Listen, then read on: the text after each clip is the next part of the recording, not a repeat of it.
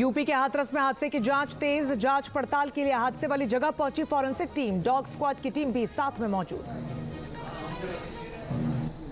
हाथरस में हादसे वाली जगह की सामने आई एरियल तस्वीर। ड्रोन से हादसे वाली जगह का किया गया निरीक्षण। यहां वहां बिखरा दिखा लोगों का सामान।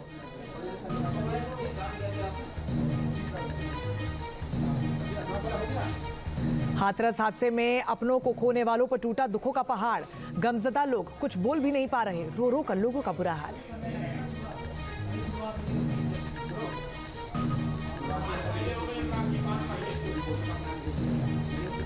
हाथरस में मंगलवार का दिन काल बनकर आया। भगदड़ से अब तक 121 लोगों की गई जान। बाबा के सत्संग में आई थी भारी भीड़।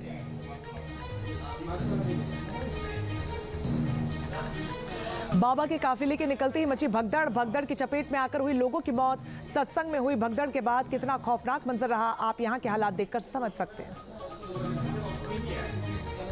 हाथरस में हादसे की एक और तस्वीर देखिए। कैसे लोगों की भीड़ के बीच से एक के बाद एक कई गाड़ियां धूल उड़ाते हुए आगे बढ़ती गई और उसी काफिले के पीछे लोगों का हुजूम दौड़ रहा है।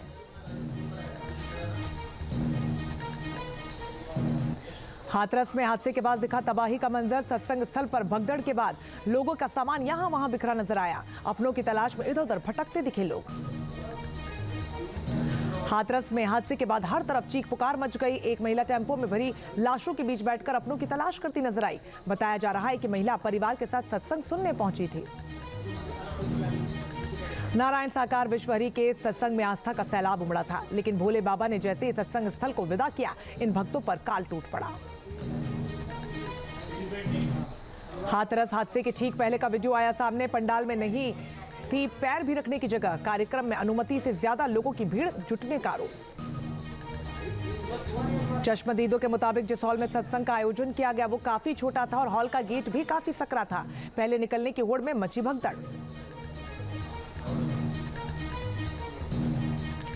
हादसे को अपनी आंखों से देखने वालों का कहना है कि ऐसी भगदड़ मची कि लोग एक दूसरे को देख ही नहीं रहे थे। महिलाएं और बच्चे गिरते चले गए। भीड़ उनके ऊपर से दौड़ रही थी। हाथरस में हादसे के बाद देर रात तक चलता रहा रेस्क्यू ऑपरेशन। स्थानीय लोगों के साथ पुलिस और एनडीआरएफ की टीम भी रेस्क्यू ऑपरेशन में जुटी। बचाव दल के लोगों ने घायलों को अस्पताल पहुंचाया। हाथरस में हादसे के बाद दिखा भयावह मंजर। शवगृह से दिल दहला देने वाली तस्वीर सामने आई, जहां लोगों के शव फर्श पर रखे नजर आए। सत्संग में हुई भगदड़ के बाद हर तरफ दिखा शवों का अंबार। मरने वालों में सबसे ज्यादा महिलाएं और बच्चे शामिल। भगदड़ मचने के कारण महिलाएं जमीन पर गिर गई। हाथरस हादसे के बाद चीख पुकार मच गई। लोग अपनों की तलाश करने लगे। जिन महिलाओं के हादसे में मौत हुई वो सभी सत्संग सुनने के लिए आई थी। सत्संग में हादसे के बाद भयानक मंजर नजर आया। भगदड़ के बाद हर तरफ जमीन पर पड़े दिखे लोगों के शव। मृतकों के परिवार वालों का रो रो कर बुरा हाल। हाथरस में हादसे वाली जगह पर कई लोग परेशान। लोग अपनों की खोज खबर लेने की कोशिश करते नजर आए, लेकिन काफी देर तक लोगों को कुछ जानकारी नहीं मिली। हाथरस में जिस जगह बाबा का सत्संग चल रहा था वहां हादसे के बाद सन्नाटा पसरा। चारों तरफ सिर्फ लोगों के पैरों के निशान।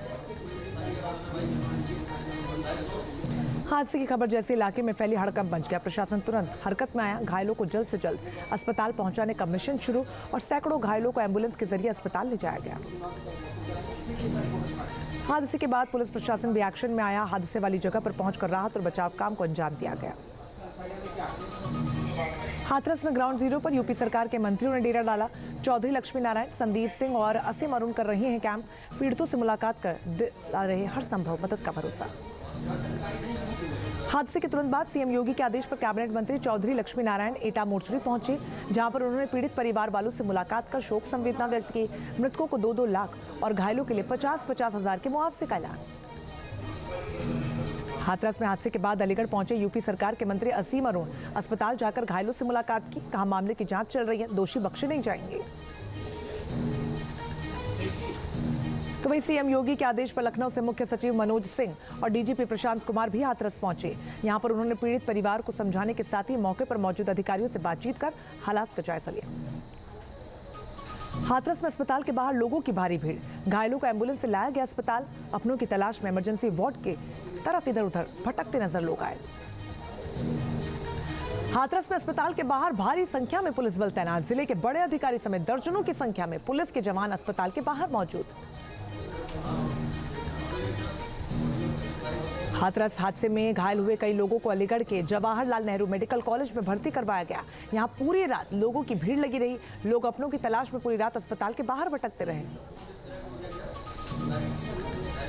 हाथरस हादसे में मारे गए कई लोगों के शवों का अलीगढ़ के अस्पताल में पोस्टमार्टम हुआ। पूरी रात चलता रहा शवों के पोस्टमार्टम का सिलसिला।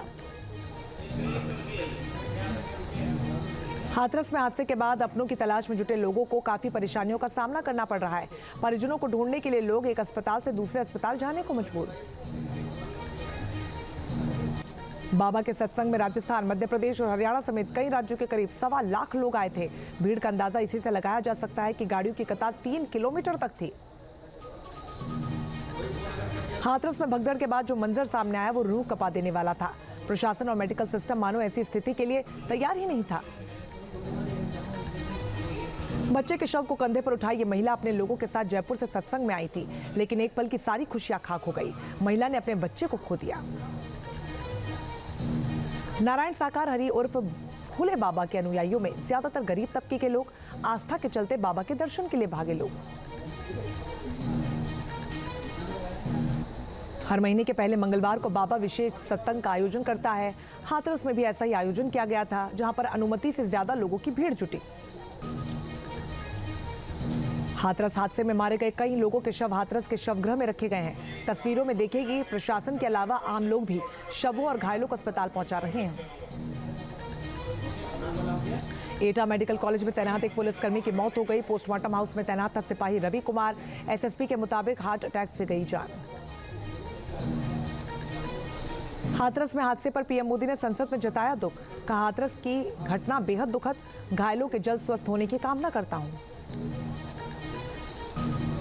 यह हादसा कल दोपहर करीब 3 बजे के आसपास हुआ, लेकिन हादसे में घायल हुए लोगों को देर रात तक अस्पताल पहुंचाने का सिलसिला जारी रहा। हादसे की वजह की तलाशी की जा रही है। शुरुआती तौर पर यह बात सामने आ रही है कि बाबा के चरण छूने के लिए लोगों की भीड़ उमड़ी, जिसके बाद भगदड़ मच गई। हाथरस में हादसा भोले बाबा के सत्संग में हुआ। ये वही बाबा हैं जो हादसे से पहले भक्तों के सामने दर्शन दे रहा था, और इसी बाबा के पैर छूने की कोशिश में इतना बड़ा हादसा हो गया। हादसे में कई लोग गंभीर रूप से घायल हुए, जिन्हें अस्पताल तक पहुंचाने की चुनौती थी। ऐसे में बसों और टेम्पो में भरकर इन घायलों को अस्पताल लाया गया। हाथरस में हादसे के बाद से फरार चल रहे बाबा की तलाश में मैनपुरी में नारायण हरि के आश्रम पहुंची पुलिस।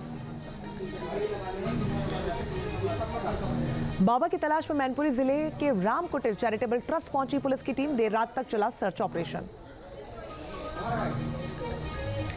बाबा के हर सत्संग के दौरान उसकी प्राइवेट आर्मी साई की तरह साथ रहती थी। बाबा की आर्मी काले रंग की पोशाक में रहती है, जिन्हें सेवादार कहा जाता है। बाबा के सत्संग से 500 मीटर दूर ही ब्लैक आर्मी पहुंच जाती है। शहर के सभी चौराहों पर बाबा के ब्लैक कमांडोज नजर आते हैं। हर मंगलवार को होने वाले कार्यक्रम की पूरी कमान यही आर्मी संभालती है। नारायण साकार हरि उर्फ भोले बाबा आम साधु संतों की तरह गेरुआ वस्त्र नहीं, धोती कुर्ता नहीं पहनते। ये बाबा महंगे गॉगल्स, सफेद पैंट शर्ट में ही नजर आता है। प्रवचन भी इसी वेशभूषा में करता है। हाथरस के सत्संग में मची भगदड़ को लेकर बाबा के इसी आर्मी को जिम्मेदार माना जा रहा है, जिसने पहले भक्तों को एक जगह पर रोके रखा और फिर अचानक भीड़ को बाहर निकलने की इजाजत दे दी। बाबा का असली नाम सूरजपाल सिंह है। ये बाबा यूपी के कासगंज का रहने वाला है। बाबा बनने से पहले यूपी पुलिस में बतौर कांस्टेबल नौकरी की। पुलिस की नौकरी छोड़ सूरजपाल सिंह अध्यात्म की ओर मुड़ गया। हाथरस हादसे में मारे गए लोगों को वाराणसी में दी गई श्रद्धांजलि। काशी में गंगा की आरती के पहले श्रद्धांजलि दी गई। घायलों के जल्द स्वस्थ होने की कामना की गई।